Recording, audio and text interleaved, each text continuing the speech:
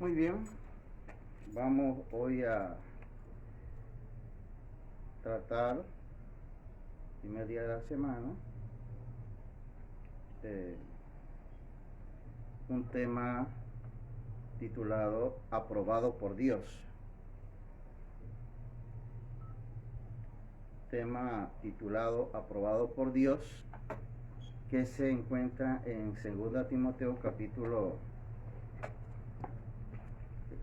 2 Timoteo,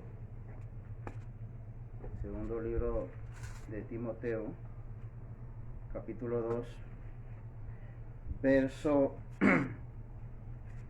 14 al 26.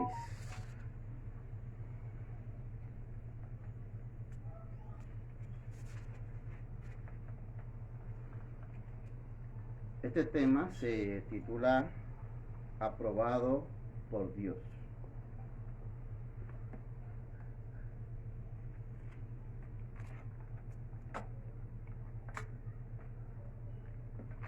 Vamos a ver qué nos dice la Sagrada Escritura en cuanto a un verdadero siervo de Él, aprobado por Dios, un obrero aprobado.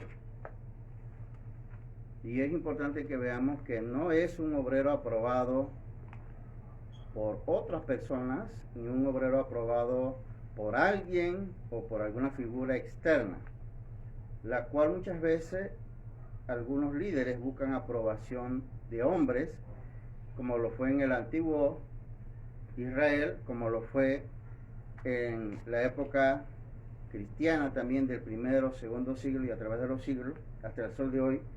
Hay líderes que buscan la aprobación de hombres o de instituciones, pero el apóstol Pablo habla y le dice a Timoteo y le exhorta a que busque la aprobación de Dios. Vamos a leer primeramente el texto.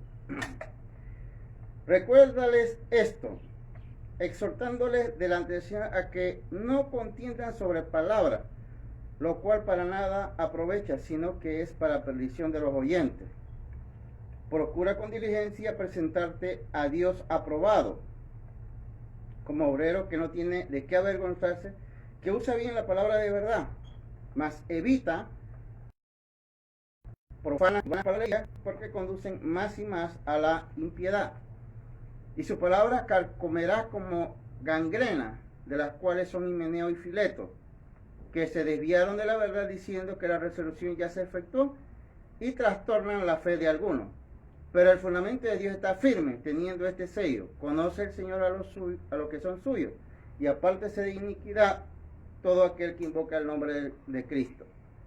Pero en una casa grande no solamente hay utensilios de oro y de plata, sino también de madera y de barro, y unos son para usos honrosos y otros para usos viles. Así que si alguno se limpia de todas estas cosas, será instrumento para honra, santificado, útil al Señor y dispuesto para toda buena obra. Huye pues de las pasiones juveniles y sigue la justicia, la fe, el amor, la paz, con los que de corazón limpio invocan al Señor. Pero desecha las cuestiones necias e insensatas, sabiendo que engendran contienda. Porque el siervo del Señor no debe ser contencioso, sino amable para con todo, apto para enseñar, sufrido. Que con mansedumbre corrija a los que se oponen, por si quizá Dios le conceda que se arrepientan para conocer la verdad y escapen del lazo del diablo en que están cautivos a voluntad de él. Bien, este texto que acabamos de leer nos dice muchas cosas interesantes que a la luz de lo que observamos hoy en las iglesias no se ve. Hoy vemos líderes y hermanos que la palabra de Dios nos dice que no debemos ser contenciosos. Contienda significa personas que les gusta discutir sobre palabras, dice. Y leen la Biblia, y yo a esto le llamo la teología de la exactitud. buscando lo que la Biblia dice con exactitud. Teología de la exactitud. Dice, pero la palabra no dice eso, dicen. Y usan la palabra como si fuera una matemática, ¿no? Y dice, y se ponen a contender sobre estas palabras. Dice el apóstol Pablo, que no contiendan sobre palabras. Dice, ¿por qué? ¿Por qué no debemos contender sobre palabras? Que esto es lo que hacían los fariseos de los tiempos de Jesús, ¿no? Contendiendo sobre palabras. Que había una distancia que había que llevar, ayudar. Decía, ¿no? Si a tu prójimo te pide ayuda, ayúdalo por una milla. Fíjense la exactitud de que los fariseos manejaban eso. Una milla. Así que iban con una cinta métrica. Hasta aquí te puedo ayudar, porque ahí dice la palabra una milla. Exactitud. Teología de la exactitud.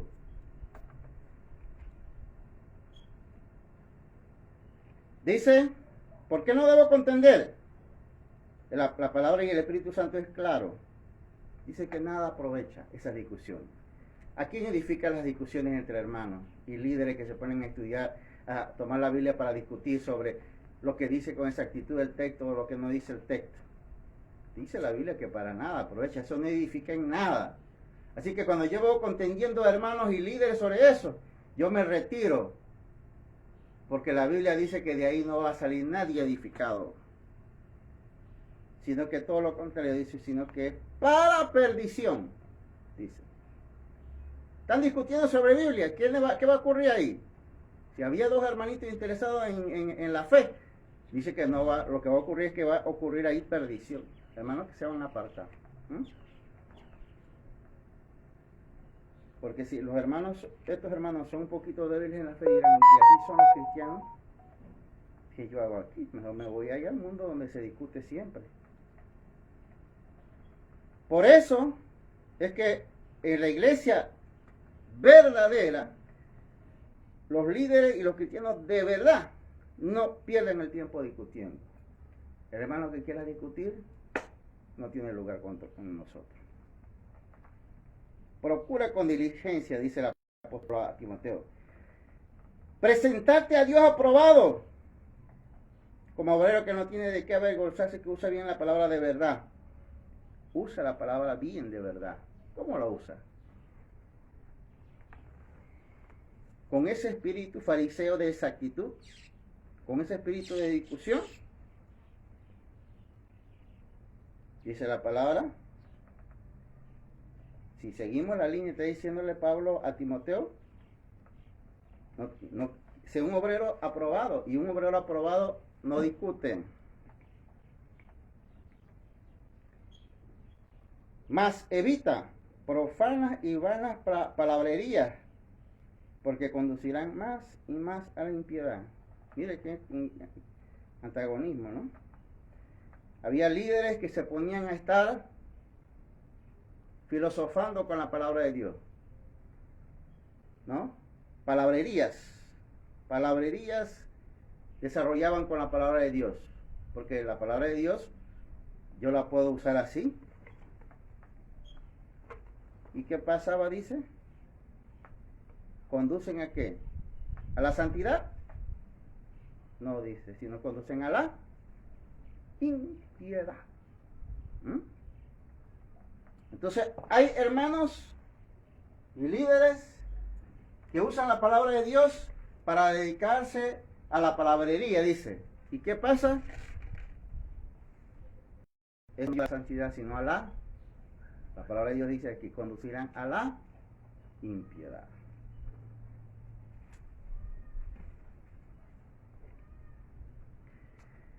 Y fíjese lo que dice el apóstol Pablo, refiriéndose a dos hermanos que él los menciona, pero no se sabe más de ellos. Himeneo y Fileto, dice, y su palabra carcomerá como gangrena, de los cuales son Himeneo y Fileto, dos hermanos de la iglesia, que Pablo menciona. Pablo muy pocas veces menciona personas, pero generalmente cuando los menciona, es porque son hermanos que o hacen mucho bien a la iglesia o hacen mucho mal a la iglesia. Y él aquí menciona lamentablemente a estos dos hermanos y dice, y su palabra carcomerá como gangrena. Gangrena. Fíjese qué es lo que dice el hermano Pablo aquí, el apóstol. Estos dos hermanos eran palabreros. Lo que él dice, evita las palabrerías y contiendas que no aprovechan. Estos hermanos, Himeneo y Fileto, eran palabreros, eran gente que le gustaban sentarse en las casas, en los lugares de reuniones, a filosofar. ¿Y qué era la palabra de estos hermanos? Gangrena. Todos saben que es una gangrena, ¿verdad? Una herida que no se cura. Dice el apóstol Pablo que esa palabra de ellos era gangrena, ¿no? Que se iba pudriendo ahí. Y dice que se desviaron estos hermanos de la verdad. ¿Por qué se desviaron de la verdad? Fíjese, el tema ¿cuál era de ellos? Diciendo que la resurrección ya se efectuó.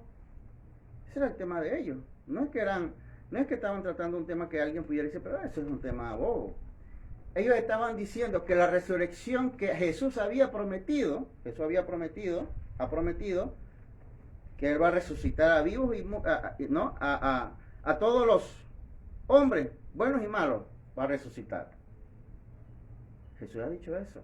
Nosotros esperamos esa resurrección.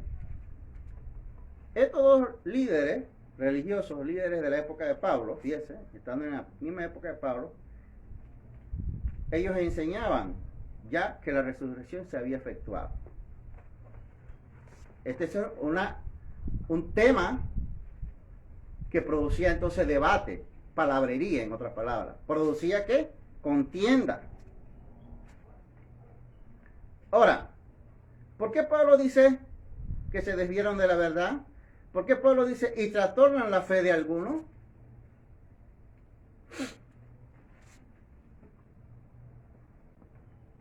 Porque ellos eran filósofos.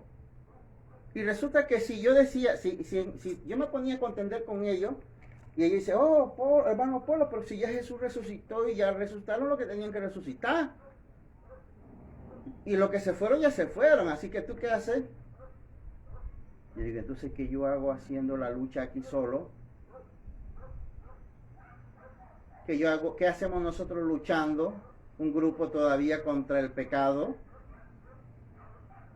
contra toda forma de vicio. Yo estoy aquí luchando y otros estamos luchando. Himeneo y Mileto, que son dos líderes, me dicen que ya la resurrección se hizo. Entonces, ¿qué es lo que ocurre generalmente? ¿La gente busca la santidad cuando eso ocurre? Dice, no, pero si ya Jesús se llevó a lo que tenía que llevarse, mejor me dedico. Dice Pablo, comamos y bebamos, que mañana moriremos. ¿No? Por eso es que Pablo tiene razón cuando dice que lleva a la perdición de los que oyen. Pero el fundamento de Dios está firme diciendo, teniendo este sello, conoce el Señor a los que son suyos, dice. Entonces, frente a eso que enseñaba Mileto, Fileto y Himeneo, dice Pablo, porque Pablo no se pone a discutir si hubo o no hubo resurrección, que es lo que ellos están diciendo. Dice, el Señor conoce a los suyos, dice, Dios conoce a los suyos. Y dice, apártese de iniquidad todo aquel que invoca el nombre de Cristo. Entonces Pablo le está diciendo, bueno, vamos a suponer que Cristo vino, entonces vamos a volver a la iniquidad. No, dice, por eso Pablo dice, el que invoca el nombre del Señor, apártese de iniquidad. Porque estos hermanos trastornaron la fe de los hermanos. Y por eso es que Pablo se refiere aquí en los versos 20, no lo voy a leer de nuevo, pero voy a ver para que veamos aquí algo interesante. Dice que o nosotros somos instrumentos de honra, pasamos la lección aprobado por Dios, o somos instrumentos de deshonra. Dice, entonces si alguno se limpia de estas cosas, de cosas pecaminosas, dice entonces es instrumento para honra. ¿Quiero ser instrumento para honra para Dios? Debo limpiarme de las cosas pecaminosas. ¿Ah? Quiero ser, dice, santificado, útil al Señor y dispuesto para toda buena obra. Quiero no ser instrumento para honra, entonces obviamente no dejo esto. Fíjense que el apóstol Pablo no se puede concebir a alguien que no deja estas cosas y que es instrumento de honra. No. Pero desecha las cuestiones necias. ¿Cuáles son las cuestiones necias a lo que se refiere Pablo? Esas contiendas sobre palabras, ya la resurrección vino, ya Jesús vino. Jesús vino, por ahí hay una iglesia que dice que ya Jesús vino por segunda y por tercera vez, están esperando la cuarta vez que venga Cristo. Entonces el que se pone a contender sobre esas cosas, dice que son contiendas necias. Y esos temas, dice, sabiendo que engendran contiendas. Estos temas engendran ¿qué? Contiendas, no edifican. Pero, mire lo que dice aquí, el siervo de Dios no debe ser contencioso. Así de sencillo. El siervo de Dios no debe ser contencioso. Cuando un hermano es contencioso, puede decir mil cosas que es de la iglesia de Cristo. No es siervo de Dios. Aquí la palabra de Dios dice, el siervo del Señor no es contencioso. ¿Cómo es? Dice, sino amable para con todos. Amable para con todos. Apto para enseñar, sufrido. Que con mansedumbre corrija a los que se oponen. ¿Cómo corrige? Porque el hermano, el siervo del Señor puede corregir, dice la palabra. Pero ¿cómo corrige? Dice, con mansedumbre. No lo hace con soberbia. No lo hace con orgullo. No lo hace como si él fuera perfecto y como que si no fallara. No, dice que lo hace con mansedumbre. ¿No? Así actúa un siervo de Dios aprobado. ¿Y por qué es importante que veamos este tema? Los hermanos, algunos hermanos, hablan de que el líder tiene que ser aprobado bajo ciertos parámetros que el hombre ha inventado. Pero Dios no lo ha inventado. Aquí están los parámetros de Dios. No a la contienda, a la palabrería. Vivir una vida de santidad para ser instrumento útil al Señor. Útil para toda buena obra. Isaías, vamos a leer otro texto. 62:6. Isaías. Tenemos varios textos, pero vamos a algunos por factor, ya estamos sobre 25 minutos. Isaías 62:6 dice. Isaías capítulo 62, verso 6. Dice: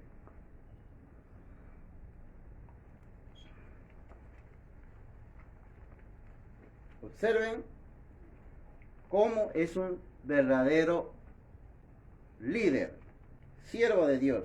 Dice: sobre tus muros, oh Jerusalén, he puesto guardas.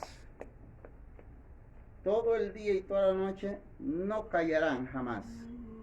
Los que os acordáis de Jehová, no reposéis. Dice la palabra de Dios que Él ha puesto guardas sobre Jerusalén. Aquí el lenguaje de los libros proféticos hay que saberlo comprender.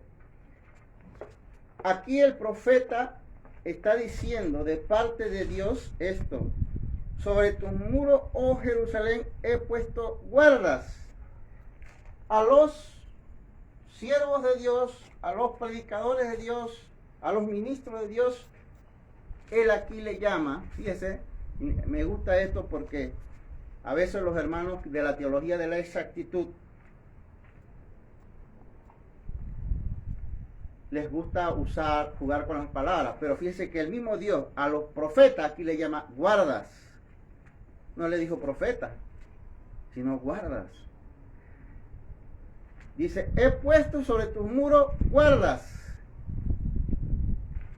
O sea, personas que te predican, personas que te enseñan. A eso le llamó guardas o guardianes, en otras palabras. Guardianes, ¿no? Y es que Dios no abandona a su pueblo, a pesar de la rebeldía que tenga el pueblo de Dios. Dios no abandona a su pueblo. Y Dios pone siervos de él, siervos aprobados por él. Que los teólogos de la exactitud digan, bueno, es que él no es predicador, ni maestro, ni pastor. Bueno, aquí Dios le llamó guarda, precisamente porque en aquella época ya existía ese problema de quienes debían predicar o llevar el mensaje de Dios. Estos los llamó Dios mismo a través del profeta guardas, guardianes en otra palabra, ¿no? Eran guardianes de la palabra de Dios, ¿no? En el libro de Ezequiel, otro texto que vamos a leer, Ezequiel 4:4, dice aquí, el verso 3, mejor dicho, 4:3, dice así. Fíjate cómo Dios llama a este siervo de él, Ezequiel, ¿no? Obviamente.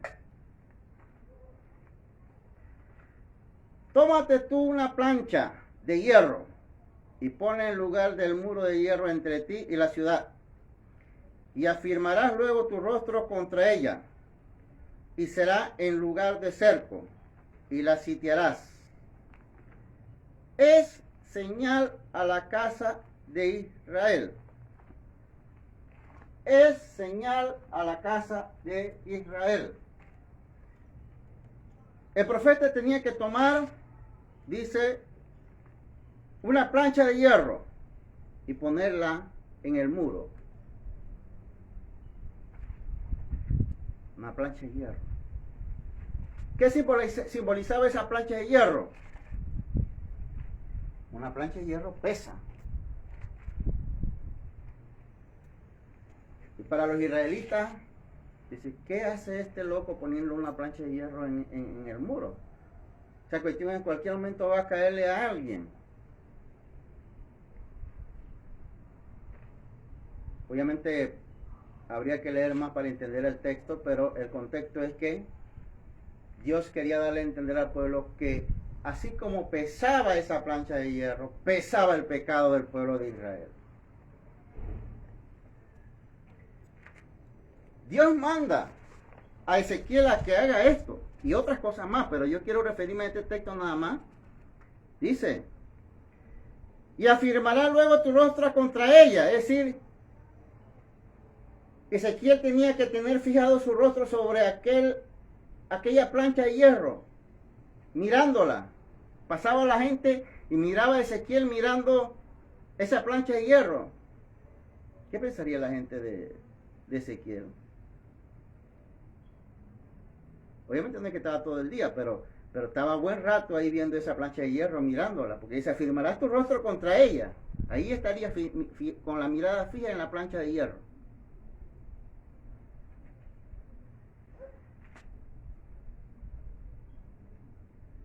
Y será en lugar de cerco y la sitiará. Y esta es la parte que quiero ver con la enseñanza.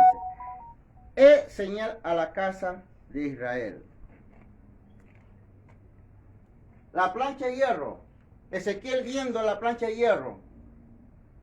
Póngase que por lo menos desde las 8 de la mañana hasta las 4 de la tarde, que era la hora de vida de aquella época, no como ahora que la gente hasta todavía a las 1 de la mañana todavía tiene vida la gente de que ya a las 6 de la tarde, 5 de la tarde ya estaba en casa, así que estamos viendo que de 8 a 4, 5 de la tarde pudiera ser que estaría Ezequiel ahí. El profeta, el texto dice, es señal a la casa de Israel. Un verdadero siervo de Dios, aprobado por Dios, es ¿qué? ¿Qué es? ¿Qué es, hermano? Según este texto. Guarda. No, guarda ya, ese es el texto de Isaías 62:6. Aquí, según este texto, es señal. Señal. Es señal. Cada verdadero siervo de Dios, donde esté, en su casa, con su familia, en donde trabaja, donde esté, es señal, dice la palabra. Es señal. Es como decía Jesús, ¿no? Que nosotros somos sal y luz. Pero si la sal, se desvanece, no puede ser ya sal. Porque la sal detiene la corrupción de la carne, para eso se usa la sal, ¿no? Para detener la corrupción. Pero si ya la sal no puede detener la corrupción, no sirve. Entonces, yo como sal detengo la corrupción. Yo como señal de Dios, mi presencia le recuerda a la gente que existe un Dios, que hay un mensaje de Dios.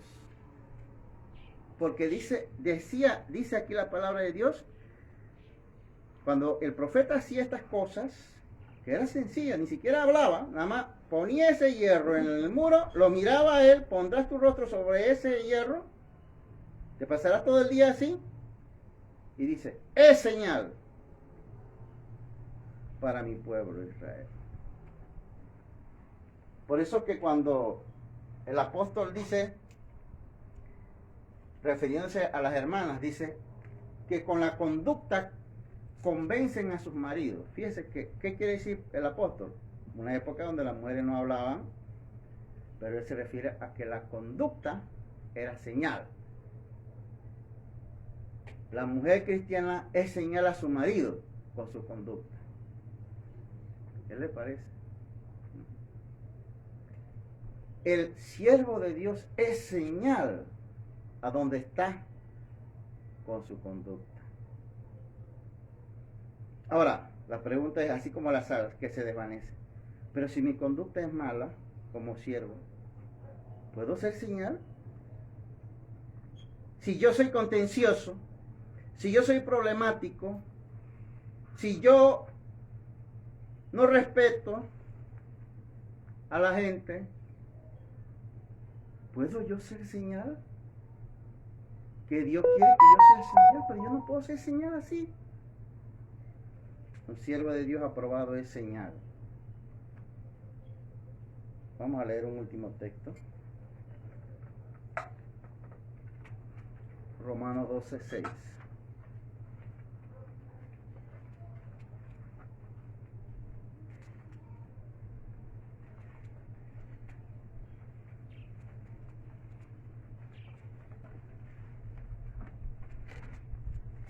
Romanos capítulo 12, verso 6. Dice, de manera que, teniendo diferentes dones, según la gracia que Dios, que nos es dada, si el de profecía, úsese conforme a la medida de fe. O si de servicio es servir, o el que enseña en la enseñanza, el que exhorta en la exhortación, el que reparte con liberalidad, el que preside con solicitud, el que hace misericordia con alegría. Cada uno de nosotros puede ser un siervo de Dios aprobado. dice la palabra de Dios, dice el apóstol Pablo, conforme al don que Dios les da. Algunos son llamados con el don de profecía.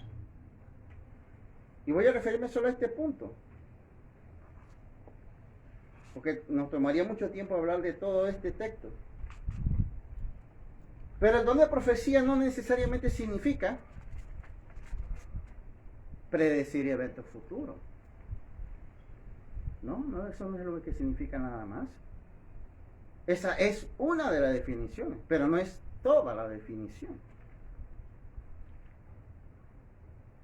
El don de profecía también implica declarar la voluntad de Dios, interpretar los propósitos de Dios, dar a conocer la verdad de Dios. Y con el tiempo, a través de la historia,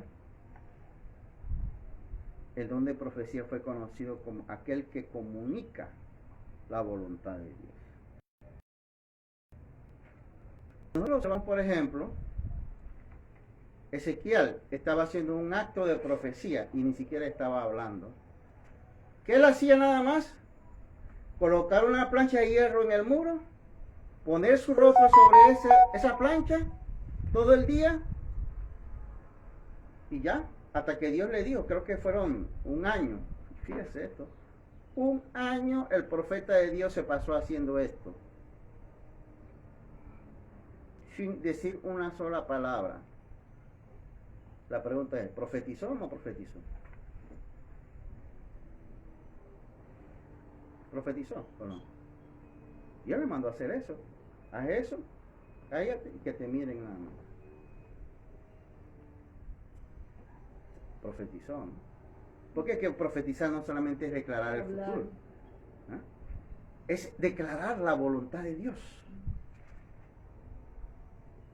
Declarar la voluntad de Dios. Y Dios le estaba diciendo al pueblo, así como pesa esa plancha.